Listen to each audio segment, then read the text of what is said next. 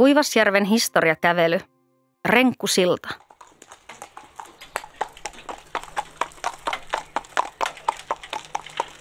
Seisot nyt Kajonlahden sillalla, joka aiemmin tunnettiin Renkkusiltana.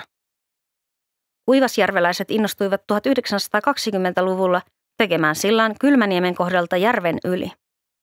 Silta jaettiin osuuksiin. Kullakin oli omat renkut, niskat ja kansilankut. Renkut olivat isoja telinepukkeja. Sillan alusta oli talvisin sulana, joten renkut oli hyvä ottaa pois. Renkkusiltaa ei aina maltettu purkaa kokonaan pois. Silloin jäät särkivät ja kallistivat sillan.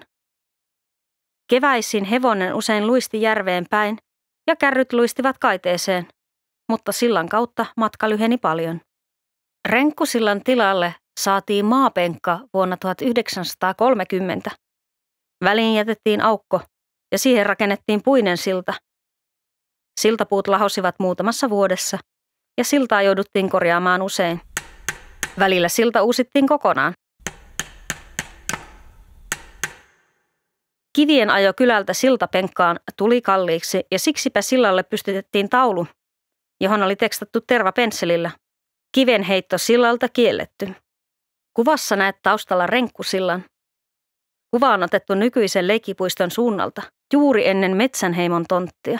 Toisessa kuvassa Renkkusilta leikkipuiston rannasta.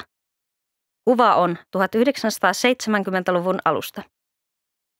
Teksti on koottu Lauri Pietilän kirjasta Kuivasjärvi, kuvattua historiaa sekä Anna-Maija Pietilä-Ventelän ja Riitta Romppaisen kirjasta Kinttupoluilta pikiteille. Valokuvat ovat Lauri Pietilän perikunnan arkistosta.